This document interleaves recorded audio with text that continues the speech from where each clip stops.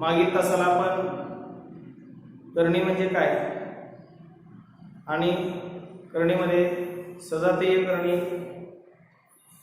म्हणजे काय याबद्दल माहिती बघितली। या तासाला आपण सजातीय करणीवरील क्रिया हा भाग आपण शिकलो होतो, तो भाग आपण या ठिकाणी थोडासा रिपीट करतोय। तर सजातीय करणीमध्ये आपण बेरीज, वजाबाकी, गुणाकार, भागाकार अशा प्रकारच्या क्रिया आपण करू शकतो, हे आपण शिकलो। तर या ठिकाणी आपण जे उदाहरण निवडले त्या उदाहरणात आपण जे काही करणे आहेत त्या करणीमध्ये आपण वजाबाकी शिकणार आहोत, बेरीजही शिकणार आहोत। आता या ठिकाणी दिलेल्या ज्या करणी आहेत त्या करणी आपल्याला तिथं जी काही तिचं साधारण रूप आहे त्या साधारण रूपात आपल्याला यायला लागते, किंवा जी काही करणीस्थ संख्या आहे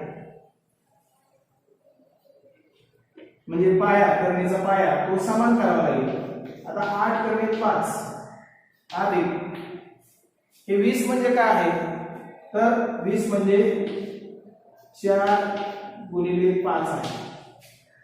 आणि हे 125 म्हणजे काय आहे, तर 125 म्हणजे 25 गुणिले 5 आहे। मग आता या ठिकाणी आपण पुढच्या पायरीला असा बदल करू शकतो, हे जे 4 आहे ते करणीच्या बाहेर आपण घेऊयात। करणीच्या बाहेर घेतल्यानंतर आपल्याला 2 मिळेल, तर घेत 5 वजा या ठिकाणी 25 ही करणीच्या बाहेर आपल्याला घेता येईल। मग 25 करणीच्या बाहेर घेतलं तर किती मिळतं, 5 करणे 5। आता करणीचा पाया सगळीकडे सारखा झालेला आपल्याला दिसतो, याच्यामध्ये आपण बेरीज किंवा वजाबाकी आपण सहज करू शकतो। मग या ठिकाणी बघा यांची बेरीज आपण करून घेऊयात। 8 आणि 2 किती झालं, 10 करणे 5 आणि त्यातून वजा काय करायचं आपल्याला 5।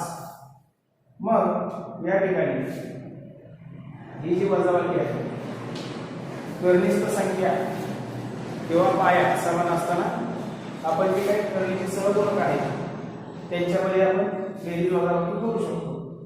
मग 10 वजा 5 करणे 5 आपल्या या ठिकाणी मिळतं किती, तर यांची वजाबाकी येते 5 करणे 5। तर अशा पद्धतीने या ठिकाणी ही जी काही करणीवरची क्रिया आहे ती करणीवरची क्रिया या ठिकाणी आपल्याला पूर्ण झालेली दिसून येते। आता अशा पद्धतीने आपण करणीमध्ये गुणाकारही करू शकतो। मग जे काही करणे आहेत त्यांच्या गुणाकाराची उदाहरण आपण या ठिकाणी शिकूया। आपण पुढचं उदाहरण घेऊया। त्या ठिकाणी करणे 7 गुणिले करणे 42 यांचा गुणाकार आपल्याला करायचा 42। मग बघा या ठिकाणी करणे 7 गुणिले ही संयुक्त करणे 42 संयुक्त करणे। 42 म्हणजे काय आहे, तर 7 गुणिले 6 7 गुणिले 6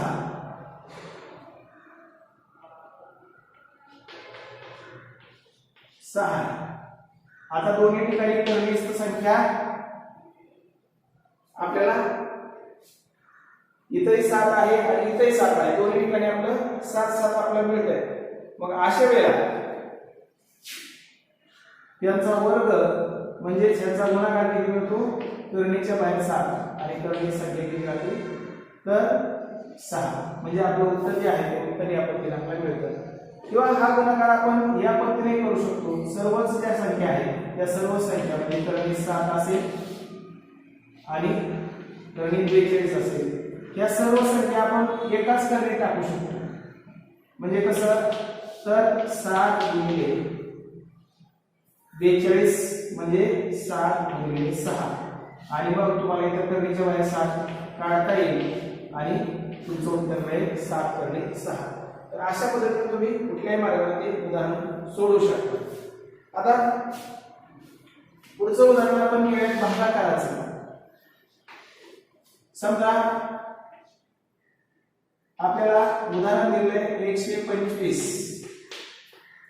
कर्णिक 125 भागिले कर्णिक 5 यांचा भागाकार आपल्याला करायचा आहे. मग हा भागाकार करताना आपण दोन्ही संख्या एकत्र घेऊ शकतो. 125 भागिले 5 आणि मग यांचा भागाकार येतो कर्णिक 25 आणि कर्णिक 25 म्हणजे काय आहे तर 5 आहे. म्हणजे या ठिकाणी जी काही कर्णी होती किंवा अपरिमेय संख्या होती तिचं रूपांतर या ठिकाणी परिमेय संख्येत या गुणाकारामुळे झालेलं आपल्याला दिसतं. तर 5 ही परिमेय संख्या आपल्याला या ठिकाणी मिळते. तर अशा पद्धतीने आपण जी काही कर्णी आहेत त्या कर्णीमध्ये जर त्या सजातीय असतील तर त्याच्यामध्ये बेरीज वजाबाकी गुणाकार भागाकार अशा प्रकारच्या क्रिया आपण करू शकतो. आता पुढचा भाग शिकायचा आहे ते म्हणजे करणीचे परिमेयीकरण. हा भाग आपल्याला शिकायचा आहे. तर ही उदाहरणं तुम्हाला लक्षात आली असतील त्याचा स्क्रीनशॉट तुम्ही घेऊ शकता. आपण आता पुढचा भाग शिकणार आहोत तो म्हणजे करणीचे परिमेयीकरण. करणीचे परिमेयीकरण करण्यासाठी आपल्याला काय करावं लागतं तर ते आता आपण शिकणार आहोत. करणीचे परिमेयीकरण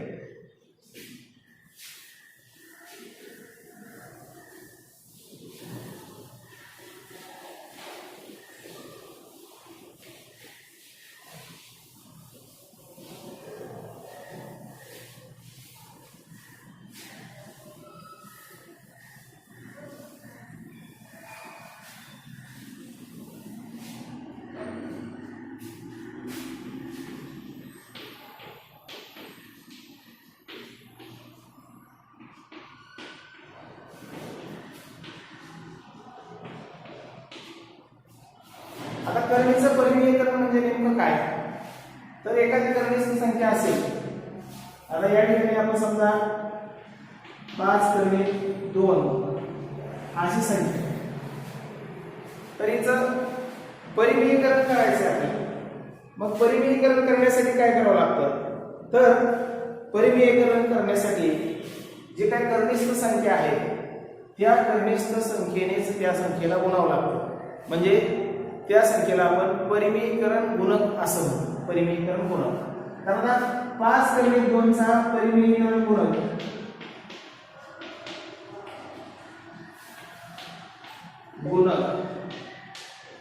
हा किती आहे तर कर्णिक 2. म्हणजे कर्णिक 2 या संख्येने 5 कर्णिक 2 या संख्येला जर गुणलं तर आपल्याला उत्तर मिळतं. बघा 5 कर्णिक 2 गुणिले कर्णिक 2 यातून मिळतं तुम्हाला 5 कर्णिक 4 आणि हेच उत्तर तुम्हाला मिळतं 5 गुणिले 2.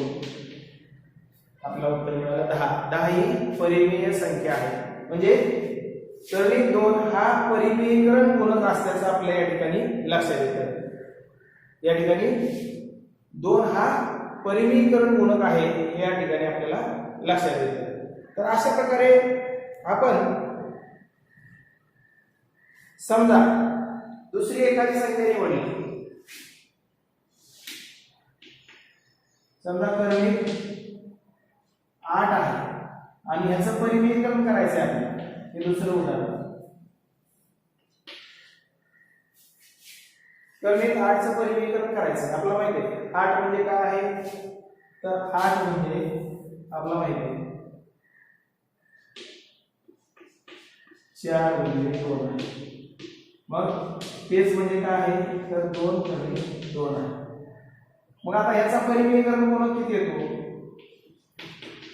हा गुणक कर्णिक 2 मिळतो. आणि मग तुम्ही या ठिकाणी 2 कर्णिक 2 ला जर का आपण कर्णिक 2 ने गुणलं तर आपल्याला उत्तर मिळतं 2 कर्णिक 4 आणि म्हणजेच 2 गुणिले 2 म्हणजे किती आलं उत्तर 4. तर अशा पद्धतीने परिमेयीकरण गुणक आपला इथे विचारात घ्यावा लागतो आणि मग आपला परिमेयीकरण गुणक विचारात घेऊन त्या ठिकाणी आपल्याला ती जी संख्या दिलेली तिचं परिमेयीकरण आपल्याला करता येतं. 2 आता ही इथं या ठिकाणी 4 ही संख्या आपल्याला परिमेय संख्या मिळाली. तर अशा प्रकारे कुठल्याही संख्येच्या बाबतीत आपण तिचं परिमेयीकरण करू शकतो. आता प्रश्न तुम्हाला असा विचारता येईल, समजा उदाहरणार्थ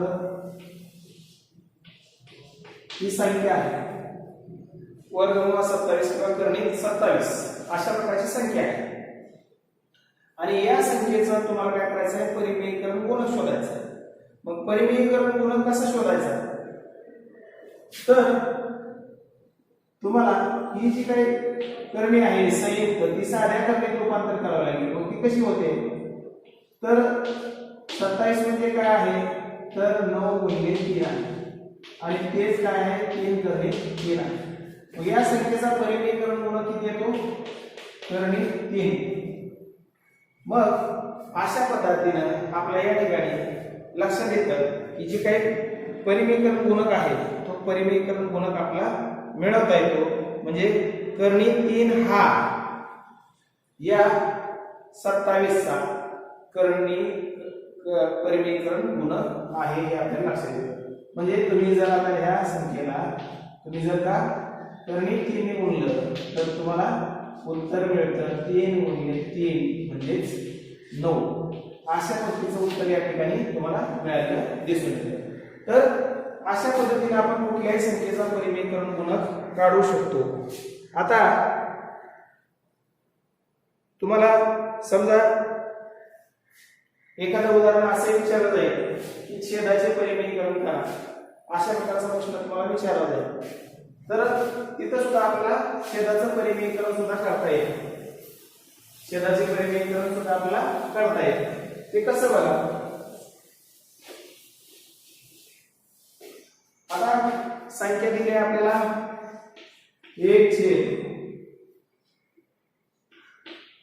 करणे 7 आणि तुम्हाला सांगितलं छेदाचे परिमेयीकरण करा.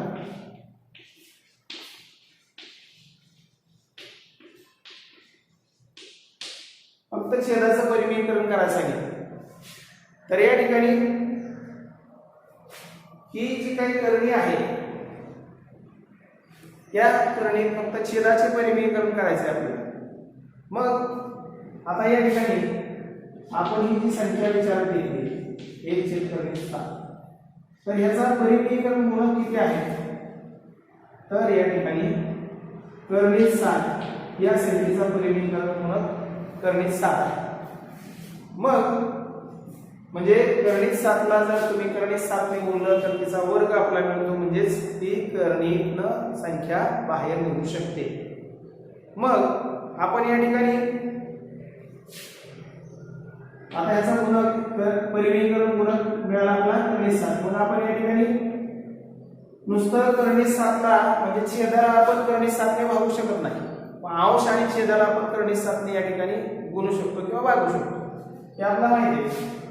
मग 1 छेद करणे 7 गुणिले करणे 7 आणि या ठिकाणी अंशस्थानी सुद्धा आपण करणे 7 ने गुणू शकतो. मग आपल्या या ठिकाणी उत्तर मिळतं यांचा गुणाकार झाला करणे 7 आणि छेद किती झाला 7. तर अशा पद्धतीने आपल्याला छेदाचं परिमेयीकरण सुद्धा करता येतं. तर या ठिकाणी करणी 7 ने गुणल्यामुळं आपला छेदाचं परिमेयीकरण या ठिकाणी करता आलं हे तुम्हाला लक्षात येईल. तर अशा प्रकारे आपण करणीचं जे काही छेद आहेत त्या छेदाचं परिमेयीकरण करू शकतो किंवा जी काही परिमेय संख्या आहे अंश छेद रूपातली तिचं परिमेयीकरण सुद्धा आपण करू शकतो. आता सराव संच 2.3 बद्दल आपण माहिती पाहूया. या ठिकाणी जे उदाहरण आहे त्याचा स्क्रीनशॉट तुम्ही घेऊ शकता. तर आता पुढचा भाग शिकूया आपण सराव संच 2.3.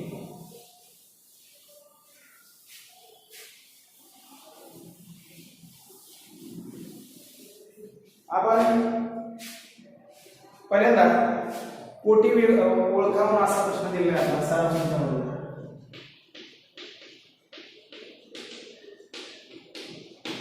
पहिल्यांदा कोटी ओळखा.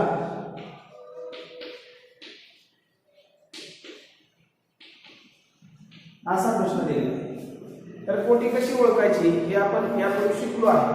मग आता पहिल्यांदा या ठिकाणी आपल्याला जी संख्या दिली आहे ती संख्या दिली आहे 3 करणे 3.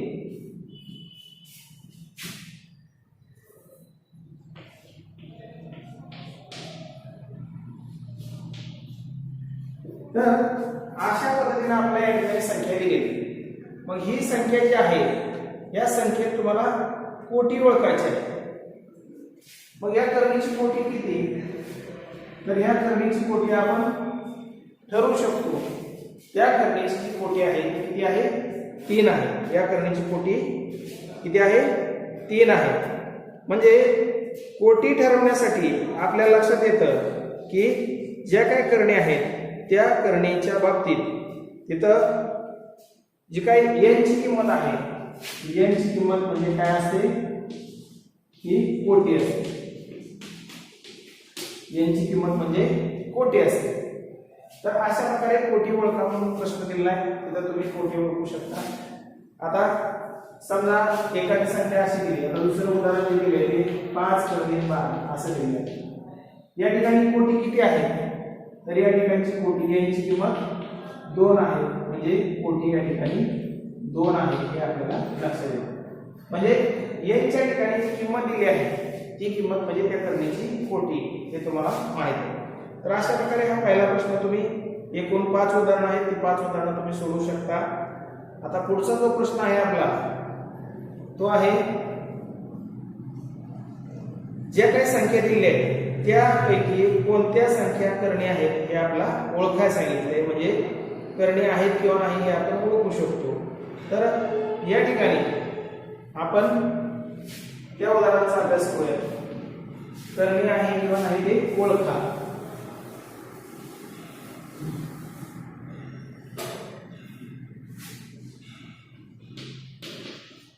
करणे ओळखा. मग या ठिकाणी आपण एक उदाहरण घेऊया. करणे आहे किंवा नाही हे ठरवण्यासाठी आपला पहिले जे उदाहरण आहे ते पहिले उदाहरण आपण या ठिकाणी विचारात घेऊया. पहिलं उदाहरण दिले आहे आपल्याला 3 करणे 51. कोटी 3 करणे 51. मग या ठिकाणी याचा अर्थ असा होतो की 51 चे तिसरे मूळ किती असा अर्थ होतो. 51 चे तिसरे मूळ किती? मग 51 चे तिसरे मूळ आपण काढू शकतो का? तर ते आपण काढू शकत नाही. म्हणजे ही काय आहे? करणी आहे. करणी आहे असं आपल्याला येतं.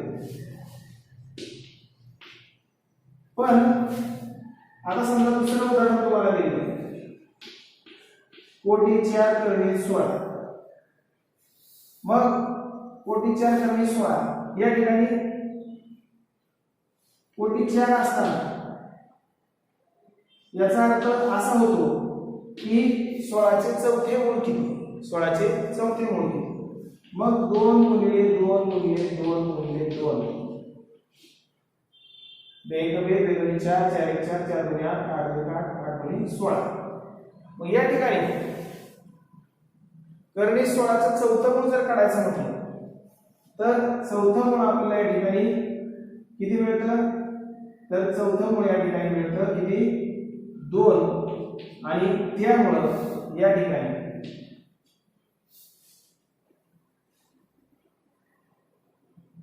आपल्याला 16 चे चौथे मूळ हे करणी नसून ती परिमेय संख्या आहे हे आपल्याला या ठिकाणी लक्षात येते.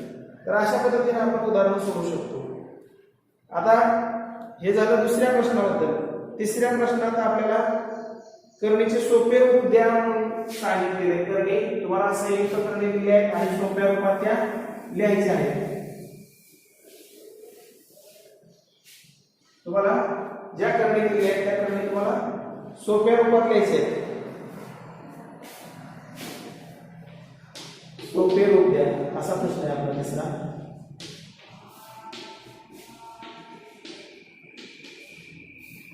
सोपे रूप द्या. माझा पहिला जो त्यातला प्रश्न आहे तो आहे करणी 27. करणी 27. याला सोपं रूप द्यायचंय म्हणजे संयुक्त करणी जे आहे ती सोप्या रूपात द्यायची. मग आपण लिहू शकतो 27 म्हणजे काय आहे 9 गुणिले 3 आणि या ठिकाणी तुम्हाला माहिती आहे 9 वर्गमूळाच्या बाहेर निघते संख्या आपल्याला मिळाली 3 करणी 3. अशा पद्धतीने आपल्याला या ठिकाणी करणीचे सोपं रूप मिळालं. त्याचबरोबर करणी 250. तर तिसरं उदाहरण या ठिकाणी दिले आपल्याला करणी 250. मग आता करणी 250 म्हणजे काय आहे 125 गुणिले 2. मग पुढे आपण उत्तर लिहू शकतो 125 जे आहे ते 125 म्हणजे काय आहे तर 25 गुणिले 5 गुणिले 2. मग या ठिकाणी आता पूर्ण वर्ग संख्या जी आहे त्या करणीच्या बाहेर निघते. मग करणीच्या बाहेर काय निघते 5 आणि करणी किती राहिलं 5 गुणिले 10 किंवा आहे असं मानलं. तर हे करणीचे सोपे रूप आपल्या या पद्धतीने मिळालं असं आपल्या या ठिकाणी लक्षात येते. तर अशा प्रकारे तुम्ही हा जो प्रश्न आहे तो सोडवू शकता. आता पुढचा प्रश्न आहे तुम्हाला सजातीय करणी विजातीय करणी ओळखा म्हणून. या ठिकाणी हा चौथा प्रश्न होता. पुढचा प्रश्न जो आहे तो सजातीय करणी आणि विजातीय करणी तुम्हाला ओळखायला सांगितले. तिसऱ्या प्रश्न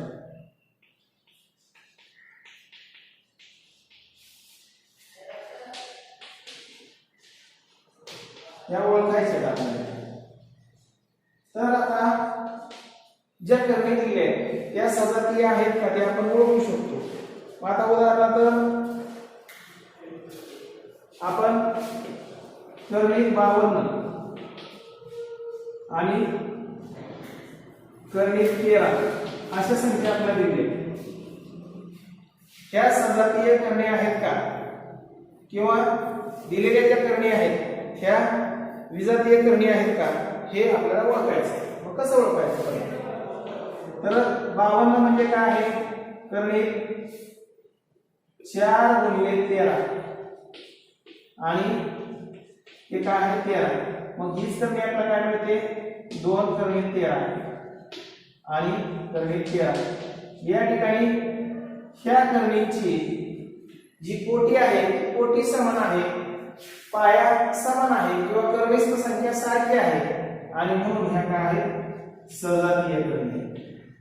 या सजातीय करणी आहे म्हणजे 52 आणि 13 ह्या सजातीय करणी आहेत हे आपल्याला या ठिकाणी लक्षात येतं.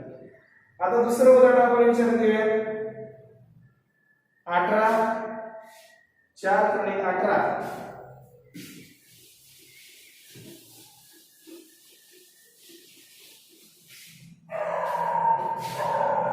या ठिकाणी आपण दुसरं उदाहरण घेऊया 4 करणी 18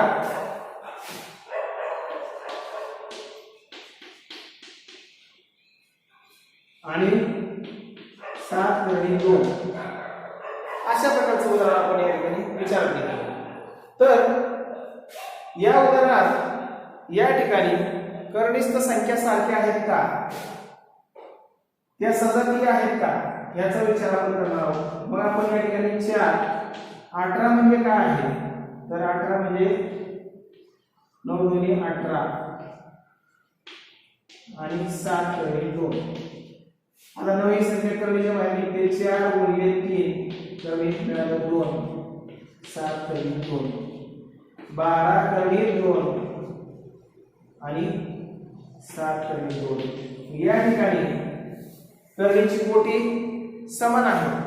दोन्ही करणी ज्या आहेत त्या करणीची कोटी किती आहे 2 आणि कर्णिस्थ संख्या म्हणजे पाया किती आहे 2 म्हणजे ह्या सुद्धा सजातीय करणी आहेत हे आपल्याला या ठिकाणी लक्षात येतं. तर अशा पद्धतीने आपण या सराव संच 2.3 मध्ये जी उदाहरणं आपल्याला दिली आहेत ही उदाहरणं आपण सोडवू शकतो आणि तुम्ही जी सोडवायची आहेत त्यासाठी आपण पान नंबर 24, 25, 26, 27, 28 या पानावरती जो भाग शिकलो तो भाग तुम्ही पुस्तकातून पुन्हा एकदा अभ्यासा.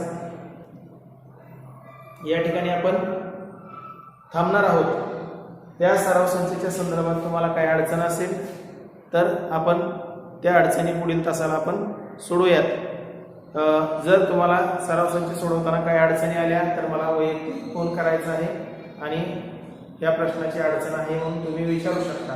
तर याच्यामध्ये करणीवरच्या क्रिया सगळ्यांच्या आहेत, त्याच्यावरती उदाहरण आहेत. छेदाचं परिमीकरण असेल किंवा तुम्हाला भागाकार, गुणाकार, बेरीज, वजाबाकी वगैरे हा भाग असेल तर तुम्हाला अशा प्रकारे किंवा त्यांच्यातला करणीतला लहान मोठेपणा असेल, हा सगळा भाग आपण शिकलेलो आहे. तर तुम्ही हा एक आणि याच्या पाठीमागचा जर व्हिडिओ तुम्ही पाहिला तर या 2 व्हिडिओच्या आधारे तुम्ही सराव संच व्यवस्थितपणे सोडवू शकता. या ठिकाणी आपण थांबूयात. पुढील तासाला आपण जी काही वर्गकरणी आहे तिचं वर्गकरणीचे द्विपद रूप म्हणजे बायनॉमियल क्वाड्रॅटिक सर याच्याबद्दल आपण माहिती बघणार आहे. तोपर्यंत थांबूयात.